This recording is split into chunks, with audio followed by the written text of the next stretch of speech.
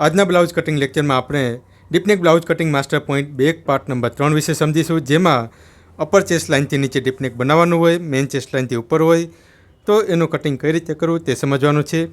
Back part number 1 અને 2માં આપણે જે રીતે સમજ્યા તે જ રીતે સેમ શોલ્ડર ફોલ્ડિંગની પ્રોસેસ કરવાની છે. અહીં માત્ર 0.50 અને 1 પોઈન્ટ અથવા તો આપણે 0.5 ઇંચ સુધીનું અહીંયા કટિંગ કરી શકીએ. તો તે પ્રમાણે આપણે શરૂઆત કરીએ. સૌપ્રથમ બેઝિક બેક પાર્ટ પ્રમાણે તમારે ઉપરનો પાર્ટ પણ કટિંગ કરી લેવાનો છે. અહીં આપણે 0.5 ઇંચ માઇનસ કરીશું. હવે આર્મ કર્વ સ્કેલ દ્વારા આ રીતે શેપ કરવાનો છે. જો શોલ્ડર અને એક્રોસ મેજર 0.5 ઇંચ માઇનસ કરવાના છીએ તો શોલ્ડરને પણ ઉપરથી 0.5 ઇંચ માઇનસ કરી જ દેવાનું છે.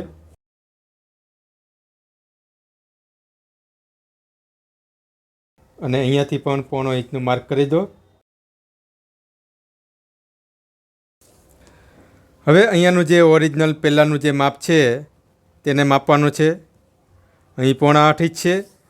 તો અહીંયાથી આપણે જે નવું માર્કિંગ કરી રહ્યા છીએ તો ત્યાંથી પણ 0.8 ઇંચ હોવું જોઈએ. એ છે કે નહીં એ ચેક કરવાનું છે. અહીંયા પણ 0.8 ઇંચ છે. જો 0.8 ઇંચ ના આવતું હોય તો અહીંયાથી તમારે શેપમાં ફેરફાર કરવાનો રહેશે. પરંતુ જો અહીં સમજાવી એ પ્રમાણે તમે પહેલેથી માર્ક કરી દેશો તો ફેરફાર કરવાની પણ જરૂર નહીં પડે. પણ તમે શીખી રહ્યા છો એટલે તમારે અહીં બધું ચેક કરતાં જ માર્ક કરવાનું રહેશે. હવે આને પહેલેથી આપણે કટિંગ કરી દેવાનું છે.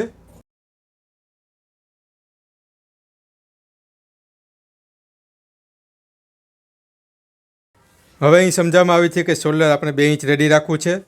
તો સૌપ્રથમ 0.25 અને 1 પોઈન્ટ માર્જિનનું માર્ક કરવાનું અને શોલ્ડર 2 ઇંચ રેડી રાખવું છે. સિલાઈનું માર્ક અલગથી નથી કરવાનું. હવે અહીં આ મેઇન ચેસ્ટ લાઇન છે. મેઇન ચેસ્ટ લાઇનથી ઉપર આપણે ડીપનેક બનાવવાનું છે. અહીંથી આપણે 1 ઇંચ ઉપર રાખીએ અથવા તો મેઇન ચેસ્ટ લાઇન સુધી તમે બનાવી શકો છો. આ ગળાના શેપનું માર્ક છે. હવે અહીં નવું એ સમજવાનું છે કે બેક પાર્ટનો ટક્સ પોઈન્ટ છે ત્યાંથી આપણે 1.5 ઇંચ અંદર માર્ક કરવાનું છે અને સ્કેલને આ રીતે રાખીને શેપ કરવાનો છે. અને અહીં સુધી આપણે જે ગળું બનાવવાનું છે તો કેટલા અંતર સુધી બ્રોડ જઈ શકાય તેને સમજવું હોય તો બેક પાર્ટના ટક્સથી 1.5 ઇંચ અંદરની તરફ માર્ક કરવાનું. આ રીતે માર્ક કરતાં અહીં રેગ્યુલર ડીપનેક બનશે, એટલે કે વધારે બ્રોડ નહીં બને. બોડી પર બેસે ત્યારે પરફેક્ટ રીતે એનું ફિનિશિંગ દેખાશે. હવે અહીં આપણે રાઉન્ડ નેક બનાવીએ. તો રાઉન્ડ નેકનો શેપ અહીંયા ઉપરની તરફ અહીં પૂરો થાય છે. તો અહીંયાથી આપણે અંદરની તરફ આ રીતે માર્ક કરીને કટિંગ કરવાનું છે. તમારે ઓછામાં ઓછું 2.5 ઇંચ સુધી અહીંયા માર્ક કરી જ દેવાનું. પછી તમે અહીંથી થોડુંક અંદર જશો અને શોલ્ડર સ્પ્રેડ થશે અને વધારે પડતું નીકળશે તો તમારું આ કટિંગ કામમાં નહીં આવે. હવે અહીંયાથી આ કટિંગ કરી લેવાનું છે. હવે અહીં ટક્સ પેક કરવાનો છે. આયરન દ્વારા કે પછી સિલાઈથી તમે પેક કરી શકો છો. બેક પાર્ટ નંબર 1 અને 2માં સમજ્યા સેમ પ્રોસેસ હવે કરવાની રહેશે.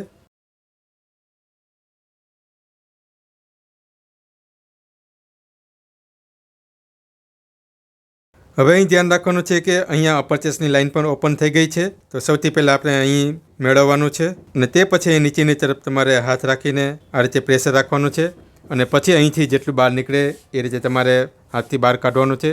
તો જો અપર ચેસ્ટની લાઇન ઓપન થઈ છે એટલે અહીંયા અપર ચેસ્ટનું માપ પણ આટલું બહાર નીકળે છે. હવે આપણે આ લાઇન અને નીચેની આ લાઇનને ફોલો કરવાની છે.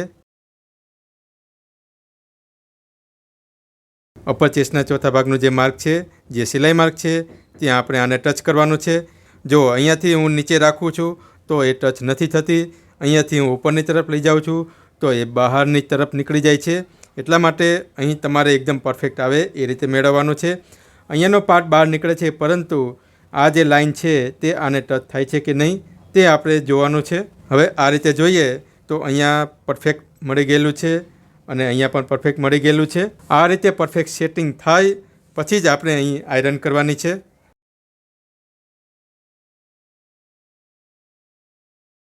હવે તમે જોઈ શકો છો કે અહીં શોલ્ડર બહારની તરફ અને ઉપરની તરફથી કેટલું બધું સ્પ્રેડ થાય છે.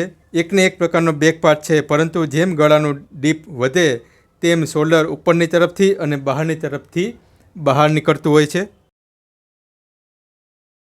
હવે આને ઉલટું કરી દેવાનું છે અને અહીં જેટલો પાર્ટ બહાર નીકળેલો છે તે કટિંગ કરી દેવાનો છે.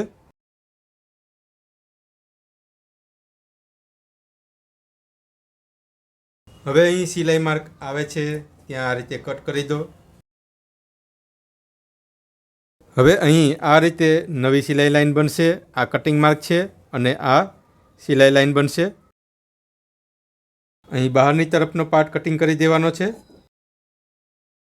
જો આ પ્રોસેસ કરતાં અહીં અપર ચેસ્ટનું માપ જે ઓરિજિનલ માપ હતું ત્યાં સ્ટોપ થઈ જશે. એટલે આર્મોલની તરફ કે સાઈડ પાર્ટ તરફ અહીંયા જે ઝોલ આવતો હોય તે અહીં પહેલેથી જ બહાર નીકળી ગયો છે.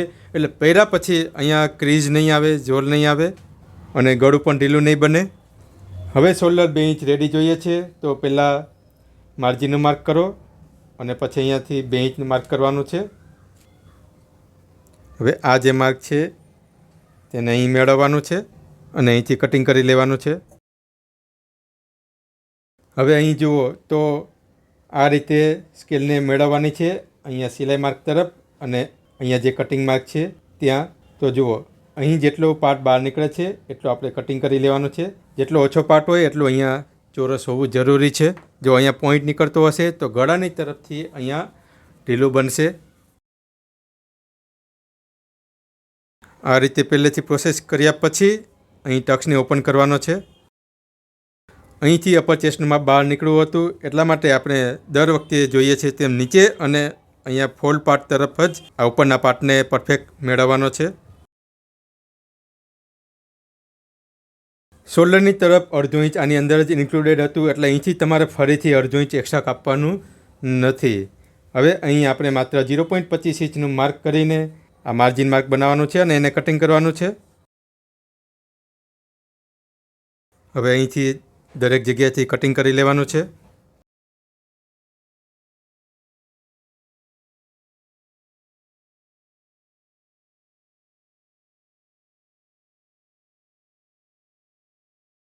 હવે ઉપરનો પાર્ટ કાઢી નાખવાનો છે.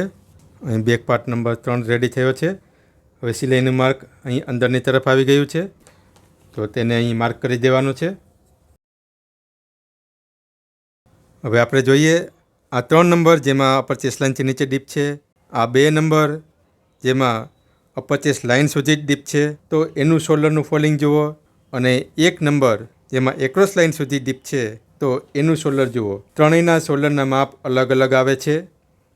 ત્રણેયમાં સાઈડ પાર્ટની લંબાઈ એક સરખી બને છે પરંતુ ગળાના ડીપ પ્રમાણે શોલ્ડર અહીંયા વધારે કે ઓછું ઓટોમેટિકલી બને છે. જો આ પ્રકારની પ્રોસેસ તમે કરશો તો તમને ડીપ નેકનું ઓરિજિનલ ફિટિંગ શું છે, ઓરિજિનલ કટિંગ શું છે તે તમને સમજાઈ જશે. પરંતુ આ પ્રકારના કટિંગને શીખવા માટે તમારે ભરપૂર પ્રેક્ટિસ કરતી રહેવી પડશે. તો મળીએ હવે આપણે નેક્સ્ટ લેક્ચરમાં બેક પાર્ટ નંબર 4ને સમજવા માટે. ત્યાં સુધી તમે બેક પાર્ટ નંબર 1, 2 અને 3 પ્રમાણે ભરપૂર પ્રેક્ટિસ કરો. તમારો આજનો આ દિવસ શુભ રહે. ધન્યવાદ.